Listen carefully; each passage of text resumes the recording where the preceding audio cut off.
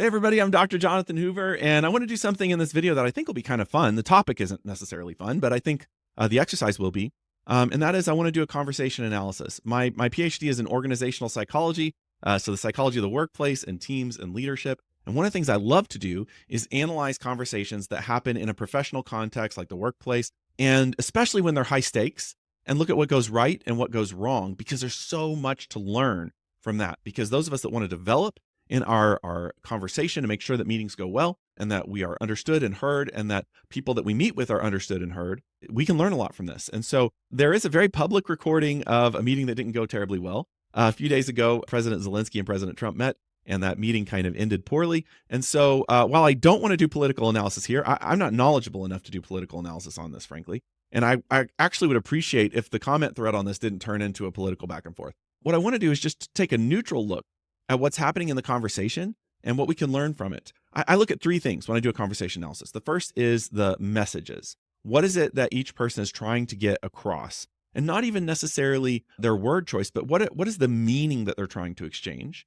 The second thing are the tactics, like word choice, tone, volume, body language, the way that we try to get things across. And then finally, I'm looking for reactions. How does everybody else in the room react when the speaker is speaking? And actually, if you want to take the vital signs of a meeting, you want to see like, what is the pulse of this meeting? How are we doing? Look at the reactions of people in the room as the speaker is speaking. That'll tell you an awful lot.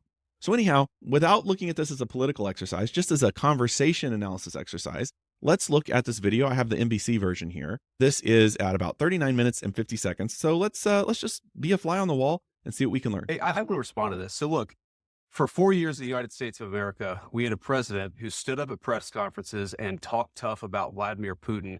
And then Putin invaded Ukraine and destroyed a significant chunk of the country.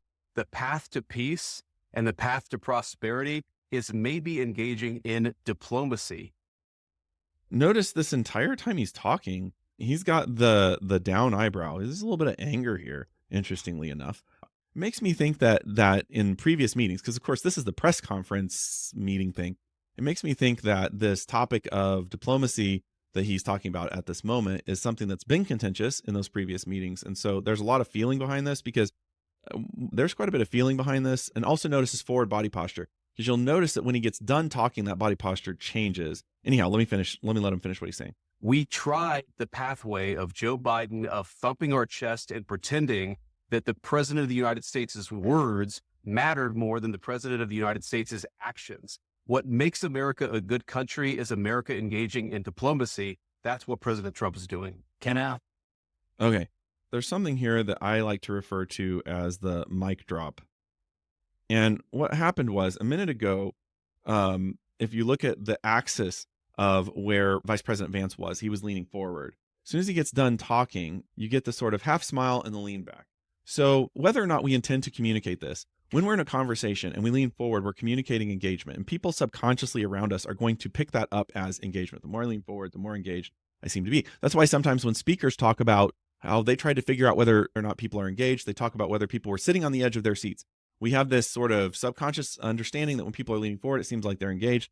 But then what happens is, as soon as he finishes talking, you have a big body posture change. He's leaning back, right? That's why I call it a mic drop. Because what it is, it's saying whether or not we mean to communicate this, it's communicating that when I'm talking, I'm engaged. When I'm listening, I'm less engaged, right? So when I lean back, it doesn't mean that I'm not engaged at all. But if you were to think about it and the way that people around me are going to interpret it on a sliding scale of engagement, the more I step forward, the more engaged they may believe me to be. I'm making this move of my body language at the end of my turn at speech. I do way better if I slip in a move of my body posture not at that crucial moment. Because at that crucial moment, when I go from talking to listening, if I drastically change my body posture, what I'm showing to people is that my mental engagement, my mental approach to this conversation is one way when I'm talking and a very different way when I'm listening. That's not something that we want to communicate. Sure. Yeah. Okay. So he occupied our. Okay. I needed to let the camera zoom out there for a second. So can I ask you? Yeah. Okay. What does that tell you in terms of vocal tone and in terms of what's being said? It's comfortable. It's friendly. It's not confrontational. But his body language is telling me something very different. his body language. So if you look at this, now I don't know where the press told him to sit. Maybe he's sitting in the chair the way the press told him to sit, or maybe he's mirroring what he's seeing from President Trump, who also is sitting forward in his chair, legs spread. Here you see that that President Zelensky, sorry, is sitting forward, legs spread, what I like to think of almost as a football pose, because if you were to take him and lean him forward, it's almost like the football pose before the snap. So there is sort of the preparation for action, but also the vibe that you're not terribly comfortable. You can replicate this. Sit down in a chair, move yourself to the front left edge of that chair and kind of mimic his body posture. And you can see what I mean by it's slightly uncomfortable and kind of on edge. But again, he may also be mirroring President Trump, who's doing sort of very similar things. So that's possible. But what I would say is this. If I'm Vice President Vance and I'm looking at this and I'm hearing him say, "Can I ask you?" Yeah? Okay. I'm going to hear his words and his tone, and that's kind of disarming, but I also need to know from his body posture, he may not be as comfortable as he's sounding. The way that he's saying it, he's kind of, very comfortable, but his body language is telling me he's not very comfortable. And again, as I said, my hunch is there's already some knowledge here that behind closed doors, this topic was contentious. And so I don't think anybody is probably, any of these three individuals is probably lost on the idea that this is a potentially tense topic for this part of the conversation. But I do think the temperature is not yet very high in this conversation. I think we're still in a moderate temperature. The temperature will get much higher to where it's not a productive conversation anymore. But right now it's still okay. Now watch President Trump's body language. In his body language, he's actually listening. You get listening cues. He's orienting toward President Zelensky. His ear is turned to President Zelensky, and he's looking down and forward. This may very well indicate just careful listening and thinking, right? So when we're listening to someone, especially someone who's off axis or to the side of us, when we orient our ear toward them and we look down, we may really be listening and processing what they're saying. That's how I would interpret this. And President Trump's hands here, this is a good neutral hand posture. I think the temperature in the meeting for President Trump is still pretty low. So let's see where things go here. Big parts of Ukraine, parts of East and Crimea. So he occupied it on 2014. So during a lot of years, so I'm not speaking about just Biden, but those time was Obama, then President Obama, then President Trump, then President Biden, now President Trump, and God bless, now President Trump will stop him. But during 2014, nobody stopped him. He just occupied and took. He killed people. You know what the contact 2015. 2014. 2014 and 2014. 2014. Yeah. So How is that here? Yeah, but That's exactly right. Yeah. So the messages that I'm hearing from President Zelensky here is that he heard what Vice President Vance said about former President Biden. And I think what he's saying is that he doesn't feel comfortable blaming it on any one administration, that he's saying the problem is over a decade long and involves multiple administrations. And you can see that President Trump heard that, and he's trying to nail down the date that that President Zelensky's talking about, because President Zelensky threw out 2015 and 2014. He's trying to nail that down and to make the point of when he wasn't here. So you see that defensiveness. I wasn't here from President Trump. And so there's that little interruption of, well, that's not me. If I'm trying to put myself in President Zelensky's place, I think what he's trying to say is that it doesn't make sense a lot to try to figure out what administration is at fault, because this problem is not necessarily at any specific administration. What President Trump is thinking about is any of this being pinned on me? And you see that defensiveness. So we're missing each other here, because I don't even think necessarily that President Zelensky is trying to pin this on anybody. At least that's not what I'm getting in the conversation. I think what he's trying to say is this is bigger than any one administration. But you can tell by that response from President Trump and Vice President Vance jumping in and saying exactly that there's this sensitivity to who's getting blamed and the importance of being able to assign blame. At least that's what I'm taking away from that. Yes, but during 2014 till 2022, the situation the same. That people have been dying on the contact line.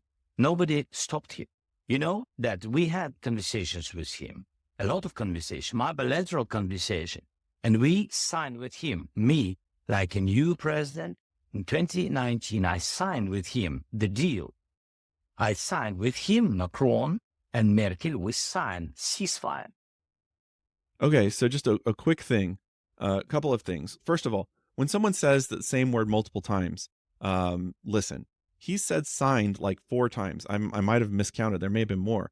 When someone says the same word over and over and over again, they just gave you a gift. Pay attention to that word. It's important to them. And you want to come back to that because there's something important about it. Also, look at how much forward he's now sitting in his chair. He's super engaged. And then also here you see the tension in the jaw. He's getting upset.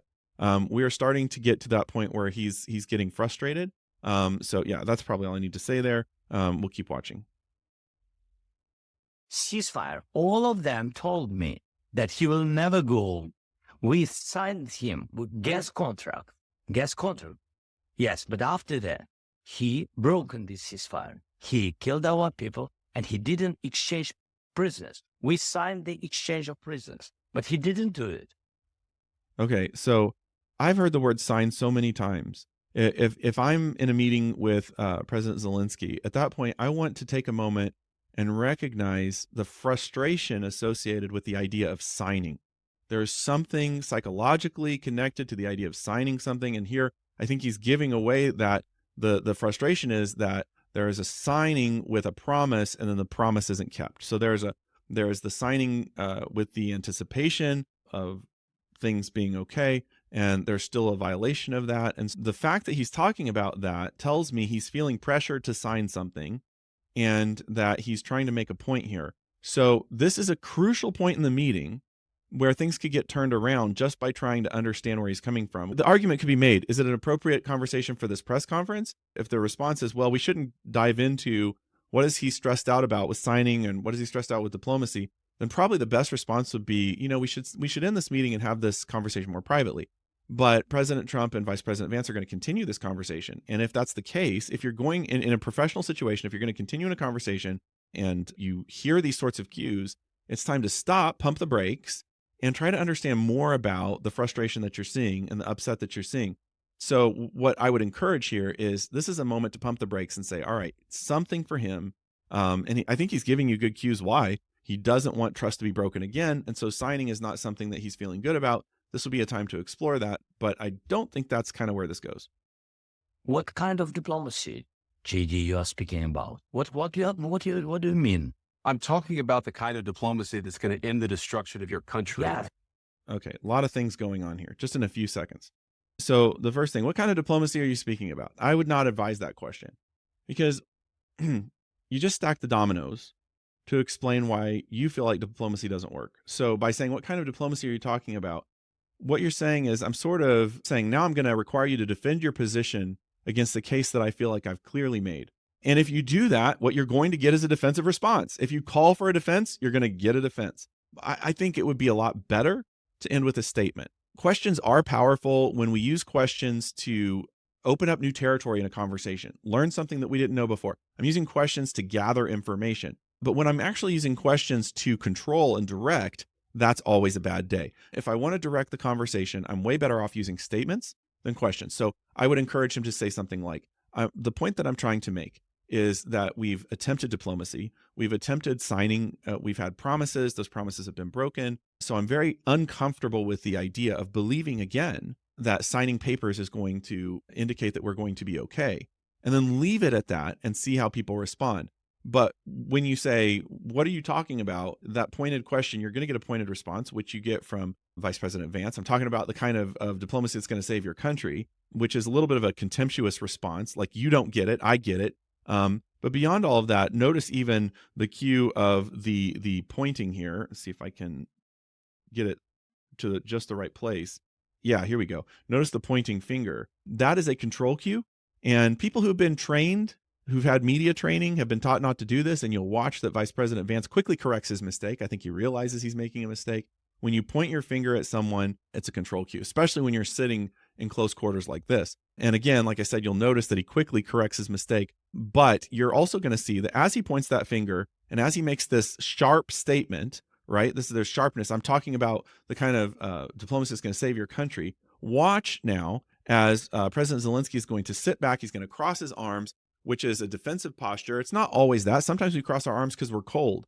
But this is clearly, he's taking a sharp statement from Vice President Vance. Now he's going to lean back. He's going to cross his arms. You're going to watch him responding to a control cue.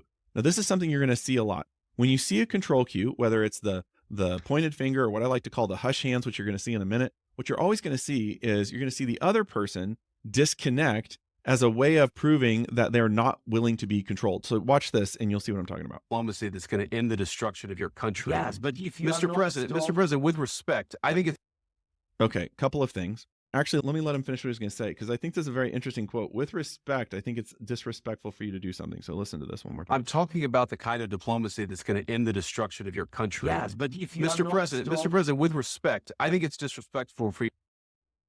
That's an interesting way to put it. With respect, I think this is disrespectful. So it's like, I'm going to blamelessly place blame on you. So I don't think that's probably a useful statement. But maybe one of the most interesting things here is watch the control cue. So what you have here is what I like to call the hush hands. And basically, it's like, listen to what I have to say. What I have to say is important. What you have to say is not important. So stop. Anytime you make this kind of gesture in a meeting, what it comes across is stop. I have something to say. You be quiet. Listen to me. And notice the response that you're getting from President Zelenskyy.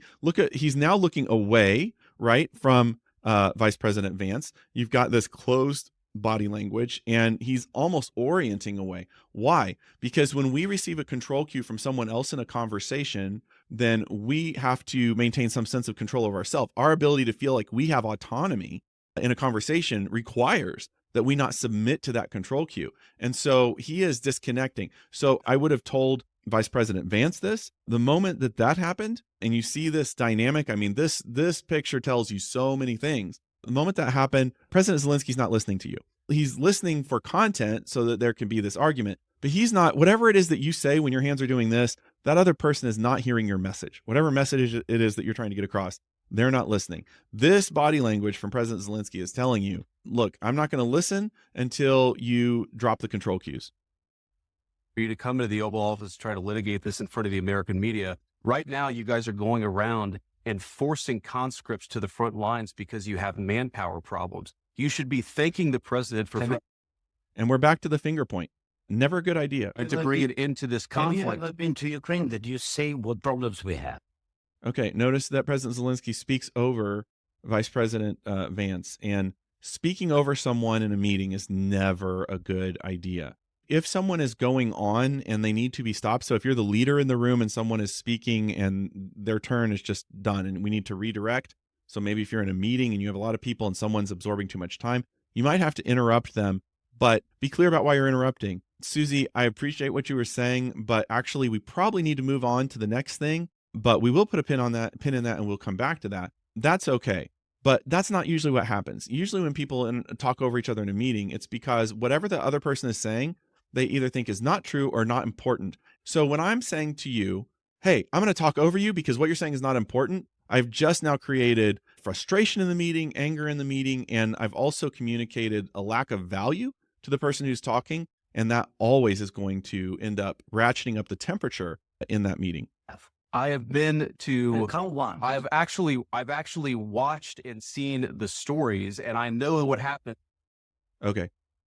So when people get upset, the most intelligent part of their brain, the prefrontal cortex, doesn't work as well. And the more reactive midbrain really starts to take charge. And as a result, we respond quickly to things. We don't take the time to think about things that we should. And so watch what I hate to keep playing the same little clips for you over and over again, but watch this, because the question from President Zelenskyy is, have you been to Ukraine to see this? And then watch how fast Vice President Vance responds to that. And notice that probably if he had it to do over again, I think he probably would have wanted to take a second before he responds. And forcing conscripts to the front lines because you have manpower problems. You should be thanking the president for trying to bring it into this conflict. Have you ever been to Ukraine? Did you say what problems we have? I have been to... Okay. So no time. Like, he doesn't take a beat to think about the question he was just asked. And so he says, I have been, and then watch, he's going to have to back up because he hasn't been to Ukraine. And what he's going to have to say is, I've seen the videos. And you're going to watch that as he does that, President Zelenskyy is going to sort of look away in kind of disgust because the world has seen the videos. I think his point was, and I'm thinking the message that he's trying to communicate is, you haven't been where I've been. You haven't seen what I'm seeing. At least that's what I would take the message to be. And I think the response that I've seen videos is going to be viewed with some frustration from President Zelenskyy, because as I said, the whole world has seen videos.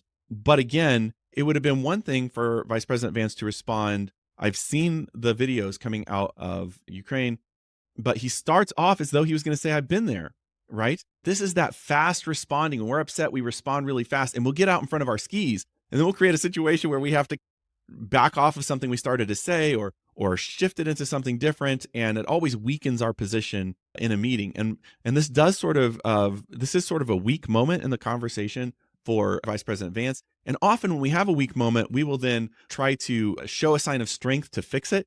And my recollection from the first time watching this is you're going to see that exact dynamic. So let me just back it up a couple seconds and we'll look at this. Tried to bring it into this Have you conflict. ever been to Ukraine? Did you say what problems we have? I have been to Count one. I've actually watched and seen the stories, and I know what happens is you bring them on a propaganda tour, Mr. President. Do you disagree that you've had problems What? bringing? Okay, so this is now a control play. I think, again, on the heels of feeling weak, because you start to say something, then you have to back up. On the heels of feeling weak, it's, would you disagree that you have this, right? Again, that's a control cue. And when I'm basically trying to put someone in a yes-no position, so I'm feeding them a concept and making them agree or disagree with it, that's going to be a control cue. And again, you're going to see that control cues are always met with resistance. That's just the way that it is. People in your military? Yeah, And do you think that it's I will respectful answer. to come to the Oval Office? You have this weird thing that's happening because you have Vice President Vance is a little disorganized now. And I think part of it is, again, when we have a weak moment in a conversation, then we get a little disorganized. And part of that, again, is from that brain dynamic that's happening once we get upset. But what I mean by that is we start with, are you saying that you don't have problems getting people to fight? And President Zelenskyy says, we have problems. Of course, Vice President Vance is still talking over him, but he says, we have problems. And then he goes back to this issue of gratitude, which I'm sure that in a macro sense, they're related, but in a micro sense, they're not. And it's very confusing. So he asked a question. And as a matter of fact, President Zelenskyy is saying, I'm trying to answer you, or he's saying, I will answer, I think is what he's saying. But in the process of answering the question that Vice President Vance asked, Vice President Vance goes now once again to this issue of gratitude. And again, you're watching those control cues with the pointed fingers and so forth. The United States of America and attack the administration that is trying to prevent the destruction of your country. Okay, so it could be that when we talk about attacking the administration of America, it could be that we're talking about something that happened behind closed doors that isn't part of this meeting. But perhaps this is a pet peeve of mine. In interpersonal interactions, we use the term attack way too easily in our culture, just suggesting that we're doing something wrong, or suggesting that we're mishandling something, or suggesting we should think about something a different way. Sometimes people will view that as an attack. I'm not sure I've seen anything in this conversation that rises to the level of a personal attack, or even an attack on the United States or President Trump. Again, I'm not saying that maybe that happened in a closed door meeting. I have no idea. But this is an overshoot. And this is something that happens when we get upset, is that we overshoot what it is that we're going to say. We don't feel like we're being heard, right? And so in order to be heard, we exaggerate. And unfortunately, when we exaggerate, then we actually create a straw man that's very easy to knock down. And so I really encourage, if you're in the middle of a meeting and you're upset and you feel that you're upset, you can kind of feel that your heart rate is up there and you're not okay. You've gone from that place of being okay to a place of not being okay. Soft pedal your concerns, right? If you have to continue the meeting. I tend to suggest if you're really upset, don't continue the meeting, or at least don't talk. But if you do need to continue communicating and you're upset in a meeting, soft pedal your words. Be very careful with the things that you say. There's some criticisms being levied here, right? So in Dr. John Gottman's amazing mid-90s work on marriages, where he'd done decades of longitudinal research when he first wrote his long book in the mid-90s, he talked about 4 things that are predictive of divorce and marital conflict. And one of those was criticism. And he said that criticism is making a statement that defines the other person as globally defective. So instead of talking about a specific situation or talking about a specific concern, I'm saying this is how you are. So when I say something like you're being ungrateful or you're being disrespectful, there's 2 problems. One is that I could be wrong, right? Because again, I'm not being specific. I'm just making a subjective determination about how someone else is being. But the bigger problem is this: they're not going to agree with me. So the idea that I'm gonna actually have forward movement from saying this is how you are, you're ungrateful, you're disrespectful, or whatever, that's a waste of time. The only good that could come from this is if Vice President Vance wants the global press to view President Zelenskyy as ungrateful or disrespectful, because you're not going to win President Zelensky over on that. It would be better to talk about things that are objective, specific things that are happening and the concerns related to that. But this is getting personal, right? And you're going to watch this as the meeting moves forward. This is getting personal. And when it gets personal, things start to go sideways on us. Right? A lot of questions. Let's start from the beginning. Sure. First of all, during the war. Okay. Oh, man. Missed opportunity. Huge missed opportunity. Let's start from the beginning. I love that. And I'm going to add that to my conversational arsenal because that's a very powerful way of digging out when a conversation is starting to take a turn. The problem is that his body language isn't mirroring that. So his body language is staying in the temperature that the meeting has now created. He could have done this, and this is what I would have advised. I'm going to say, well, let's start from the beginning.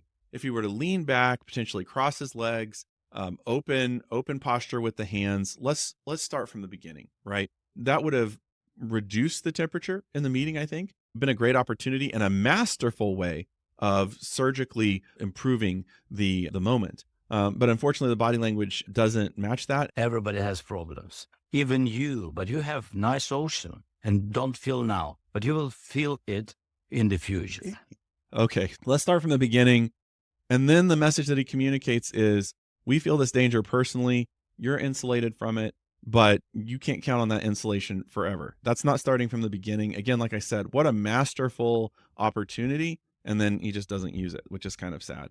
And so the message that he could have communicated that might have helped here is he could have said, you know, President Trump, Vice President Vance, the reason I asked whether or not you've been to Ukraine is because I feel this in a different way than you feel it. And I feel like if we felt it the same way, or at least if we were more on the same page, we wouldn't disagree so much about this. And that would have potentially been an open door. But instead, this comes across like a threat. You're not dealing with the problems we're dealing with, but you will soon. And it comes across a little aggressive. God bless. You don't know that. God bless. You don't God know that. bless. You Don't- will not you have gotta- And here you have the hush hand from President Trump. He's saying, you don't know that we're going to experience the kind of danger that you're Or experiencing. Don't tell us what we're going to feel. We're trying. Okay. Try not to start sentences with don't. Don't do this. That's a parenting statement. So don't parent other people in the meeting. Better to take personal responsibility. Start with I. I can't let you make statements like that here in the Oval Office when I don't think you have knowledge of any threat to us. If you know of any specific threats, you certainly should let me know. We can handle that in a professional way. But the don't say this, that's a little sharp, and the sharpness is what's going to come through, not the message. Trying to solve a problem. Don't tell us what we're going to feel. I'm not telling you. I'm Because not. And still you have the hush hands. You're in no Bring on position to this dictate that. That's Remember, exactly You have the point. What I'm not you're dictating. in no position to dictate what. And you had two people talking over each other, always a loss, because whenever two people are talking, neither is listening. And again, look at the disconnection, right? Where are the eyes going with President Zelensky? Away from President Trump. Look at the fierceness of the eye contact here, and look at President Zelensky's eyes going off axis as a way of, again, responding to a control cue. You have tone, you have talking over, you have hush hands, you have pointing. All these are control cues. And President Zelensky is avoiding that control cue. And that's a human response. That's just the way that human beings are. When we see all those control cues, we don't cower, we disconnect. We're going to feel. You We're going to feel very will good. feel influenced. We're going to feel I'm- very I'm good and telling very you, strong. You will feel influenced. You're right now not in a very good position. So I'm not sure where President Zelensky was going with that. You will feel influence. One of the reasons I'm not sure is because he didn't get a chance to explain it. But notice the body language here. Now you have eye contact, and you have body language cues that are telling a story. So you have the control language cues here from President Trump, and you have the authenticity body language cue from President Zelensky. I'm trying to tell you how I feel. So when we see this or we see that, unless somebody has learned to use it as a tactic, usually what it is I'm trying to be very gut level honest with you. But again, because there's talking over here, it's very hard to know where President Zelensky would have gone with that. You've allowed From the yourself very- to be in a from very the very bad position, beginning and he of the happens war. to be right about From it. the very beginning of the war. You're not in a Mr. good Brown. position. Okay. So again, other than maybe if you're hoping that the press is going to overhear your part of this, President Trump and President Zelensky have to know nothing good is happening here because neither person's listening. When two people are talking in a two-person play, when two people are talking, nobody's listening. it is a control cue to talk over somebody because it's basically saying, I'm not going to listen to you. What I have to say is more important. And it's a standoff. Who's going to quit talking first? But ultimately, even if the other person stops talking and lets you finish your statement, it's one of those, the operation was a success, but the patient died kind of things. Because when they stop talking, you have gotten them to stop talking by saying what you have to say is not important. And so by the time they stop talking, they're going to go, hey, if what I have to say is not important, listening is not important either. And they're going to disconnect. Position. I You don't was have the cards right now. With us, you start having not playing cards. cards. Right now.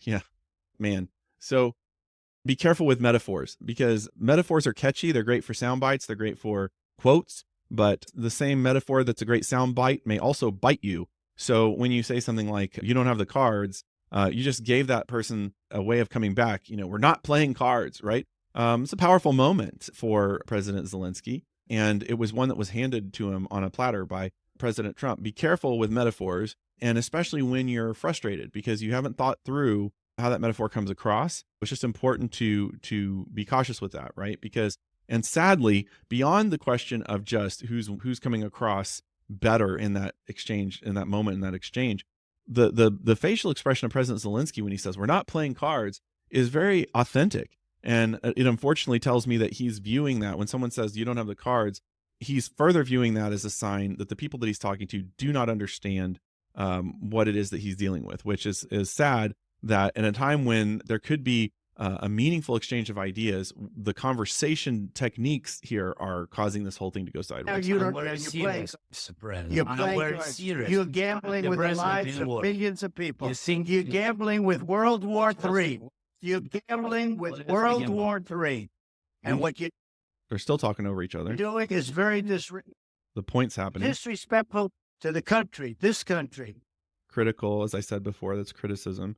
And again, the challenge with criticism is you're going to get some people to agree with you, but you're also going to get a lot of people to not agree with you because it's subjective. Better to talk about objective things than to make subjective remarks about how someone is. I'm That's with back all to you. respect to your Far more than a lot of people said awareness, they but should have. Have you said thank you once? This a lot entire of meeting? times. No, in this Even entire meeting, today. have you said thank Even- you? Okay, so again, notice if you watch as the camera's panning, you can see that Vice President Vance is leaned back and he's leaning forward to make his point about how he Great. said thank you. And what you're doing is very disrespectful to the country, this country. I'm That's with back all to you. respect to your Far more than a lot of people. And by the way, I missed this the first time. Volume almost never helps. So when I'm using volume as a control cue, I really have to bring myself in a little bit because volume as a control cue will really shut things down because it starts to come across as very primal when I'm using, like, some of the other things that we do body language wise are kind of sophisticated in the way that we interpret them. When we start to talk really loudly, it's a very primal control cue and it can actually backfire in a huge way. People said awareness, they but should have. Have you said thank you once? This a lot entire of meeting? times. No, Now watch him sit forward. this Even entire today. meeting, have you said thank Even you? today. You went to Pennsylvania And once again, we have the point and everybody's talking over and each other. campaigned for the opposition in October. Offer some words of appreciation for the United And here again, what you have is we're now talking about the opposition and the current administration, and you see that dismissal by President Zelenskyy. So if I just back it up a couple seconds, listen to him say, "Oh," and look away. for the opposition in October. Offer some words of appreciation for the United States of What are you speaking America about? in the president. What are you speaking about? He's saying, and I think his point is this is not what we were just talking about. This is going in a different direction. And yeah, Who's trying to save your country. Please. mic drop again. Did you see it? Did you see it? Watch. So again, and I'm about to finish this because this has been going on long enough, this video that I'm recording, but watch the mic drop again. Please. See, did you see it? There's so many things we can take away from this conversation that are not political. They're just learning about conversations. One is just making sure that we are reading the other individuals in the room. And one of the ways that you can think about the body language that you're seeing in others is to either put yourself in that same body language and think about how it makes you feel, or to even imagine what it would feel like to be with that body language. That can help a lot. But the other thing is notice that what's happening here is you have individuals who are getting upset because they don't feel like the other person understands their position. But the ways that we're trying to communicate those positions are coming across as controlling or as demanding or as opportunities to be defensive. So what I would take away from this conversation is that keeping the temperature down, right? We want to make sure that we're paying attention to our own body language, watching the body language of other people in the room. We want to make sure that we're hearing the messages that they're saying. Let's stop for a second, think about the messages. And I think we can finish the video with that. Let's think about the messages. President Zelenskyy, what are the messages he's trying to say? I think he's trying to say that he's very concerned about whether or not a diplomatic approach is the right way to go, that he's been disappointed before, that promises have been violated, and that he's hesitant to believe new promises. I think that's his whole message, really. I think Vice President Vance's message is, we're going to do this better than President Biden's administration. We know what to do that you don't know how to do it, and you don't get it. And we're going to save your country, but you need to be grateful. You're not showing the gratitude that you need to show. I think President Trump's message is, you need us, and you're not playing ball with us the way that you need to play ball with us if you're going to get the support that you need from us. Frankly, those are very simple messages, and they should not necessarily predict that a meeting goes sideways. I mean, we should be able to, those things should be things that could be communicated without things getting really heated. But the things that you saw in that conversation, it was the nature of the conversation that went sideways. The content could have been handled. It could have been handled. So hopefully this is helpful. If you liked this analysis of just kind of going through the different pieces and parts of the conversation, comment on this, and I'd be happy to do others. I've thought of all kinds of different sorts of things we could be a fly on the wall for, like stockholder meetings and criminal interrogations, and I mean all kinds of different stuff where you see people using techniques to move a conversation the way that they want it to be. Some work, some don't, and being able to talk about which do and which don't, that might be fun to do. So let me know in the comments if you like this, and hopefully you learned something from this. So take care.